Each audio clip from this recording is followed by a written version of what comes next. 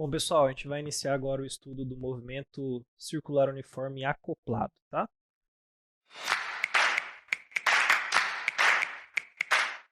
O que seria o movimento circular acoplado? Bom, como o próprio nome já diz, é quando você tem mais de um corpo que desenvolve um movimento circular uniforme, certo? Só que com a característica deles fazerem esse movimento simultaneamente, ligados através de ou eixo, certo? Ou a gente vai ver que matematicamente falando, cada um desses casos vai ter uma característica diferente, tá? Então, por exemplo, vamos dar uma olhada aqui no primeiro caso, que é o caso onde eles têm o mesmo eixo. Veja só. Então, tem um corpo B que desenvolve o movimento num raio RB. O raio RB é essa medida aqui, certo? De preto. E um corpo menor que desenvolve o movimento circular num raio menor. E esse raio ele é RA. Então, RB ele é maior do que o RA. O que vai acontecer? À medida que esse objeto como um todo gira, certo? Igual na bicicleta lá que você tem a parte de dentro da roda e a parte de fora que é o pneu, né? Então você vai ter um movimento simultâneo dessas duas coisas girando por esse mesmo eixo aqui, certo? Então como se fosse esse objeto girando e à medida que ele gira, tudo gira em volta dele simultaneamente, tá? Observe que se isso acontecer, tanto o A quanto o B eles vão girar juntos. Então eles vão fazer o movimento inteiro juntos, até que ele se complete, certo? O que a gente observa em comum nesse tipo de movimento? Bom, tanto o corpo A quanto o corpo B vão completar o movimento no mesmo tempo, certo? Então, ele leva uma volta e o tempo que leva para terminar uma volta são o mesmo. É o mesmo tempo, eles acabam simultaneamente os dois movimentos. Ou seja, se eles têm o mesmo tempo, o mesmo período, lá da aula anterior é o T maiúsculo, né, o Tzão, eles vão ter também a mesma frequência, porque, bom, frequência inversa do período, se o período é o mesmo, a frequência vai ser a mesma. E eles vão ter também a mesma pulsação, o mesmo ômega, certo? Então o ômega do A vai ser igual ao ômega do B. Por quê? Porque terminam uma volta ao mesmo tempo por estarem ligados pelo mesmo eixo. Então vamos relembrar um pouquinho? Eu posso escrever aqui que o ômega vezes o ômega do A, né? Igual ao ômega do B. E aí, relembrando a primeira parte da aula, eu vou escrever aqui a fórmula do ômega. Eu sei que o V ele é ômega vezes o raio, certo? Se eu for isolar o ômega, ou seja, eu passar esse raio dividindo, né? Eu vou ter que o ômega ele é V dividido pelo raio. Se o ômega ele é V dividido pelo raio, o que eu posso fazer agora? Ó, eu posso escrever aqui, ômega A ele é VA dividido por RA, e o ômega B ele é VB dividido por RB.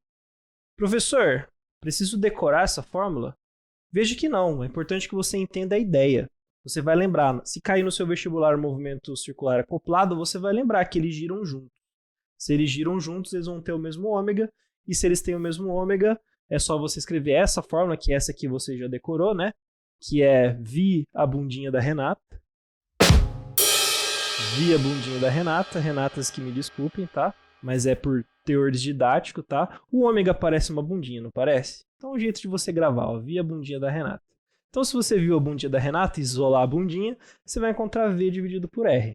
E o V dividido por R, se eu aplicar para A e para B, eles são iguais, então VA sobre RA igual a VB sobre RB. Beleza.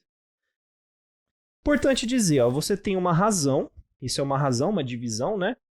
E ela é igual tanto para A quanto para B. Se ela é igual tanto para A quanto para B, a gente sabe que quando isso acontece, uma razão é sempre constante. Quando você aumenta o de cima, o de baixo segue o mesmo aumento. Ou seja, se eu aumentar a velocidade, o raio aumenta. Se eu aumentar o raio, a velocidade aumenta. Certo? Ou seja, quanto maior o raio, maior a velocidade. Veja aqui, quem tem um raio maior, o B ou o A? Bom, o B tem um raio maior, né, pessoal? Se ele tem um raio maior, ele vai se deslocar mais rapidamente. E faz todo sentido isso, né? Porque pensa que é uma corrida. Olha o tanto que o B vai ter que andar para poder completar uma volta. E olha o tantinho que o A vai ter que andar para completar uma volta. Se eles completam ao mesmo tempo, evidentemente o B tem que andar mais rápido, senão ele não vai terminar ao mesmo tempo que o A, certo? Então o B tem que andar numa velocidade maior do que a velocidade do A. Então faz todo sentido que a gente acabou de concluir aqui, né? Que quanto maior a velocidade, maior o raio. E essa fórmula é importante às vezes, né? Claro, junto com todo o raciocínio, porque é um exercício que se cair no vestibular, se cair na prova de vocês, ela vai ser um exercício que você vai aplicar a ideia e não a fórmula, porque é difícil você decorar muitas fórmulas para o vestibular, né? Então, você lembrando dessa ideia, você consegue chegar na fórmula e consegue resolver o exercício facilmente. Então, vamos dar uma olhadinha agora o que acontece quando eles compartilham a mesma borda. Então, já tem até um spoiler aqui, né? Vamos pensar um pouquinho, ó.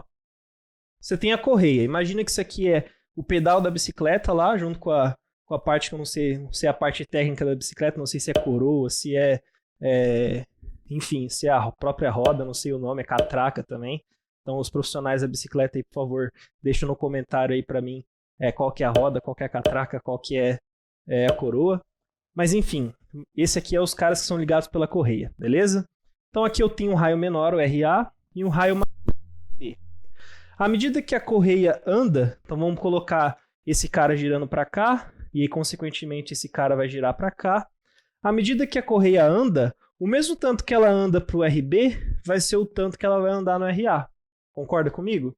Então, o mesmo tanto que ela anda aqui é o tanto que ela anda aqui. Para ela se deslocar ΔS, ela vai deslocar tanto ΔS para o A, se eu marcar um pontinho A aqui, ó, pontinho A aqui, pontinho B aqui. O mesmo tanto que o B girar vai ser o tanto que o A girou. Ou seja, eles vão ter o mesmo ΔS. Como eles fazem isso simultaneamente, tendo o mesmo ΔS, eles vão ter também o mesmo ΔT. ΔS por ΔT vai dar a mesma velocidade. Então, eles vão ter a mesma velocidade escalar. Veja, aqui é a mesma velocidade angular. Aqui é a mesma velocidade escalar. E aí eu vou lembrar da aula passada, da primeira parte da aula, na aula passada, né? Eu vou lembrar que a velocidade ela é 2πrf. Professor, eu posso usar a fórmula para período? Pode. Então lembra lá, 2πr sobre t, ok? Mas aí eu quero comparar agora com a frequência um pouquinho para a gente abrir a nossa mente um pouco, tá? Então vamos lá.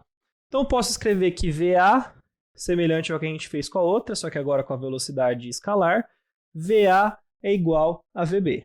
Se VA é igual a VB, 2πRA FA é igual a 2πRB FB.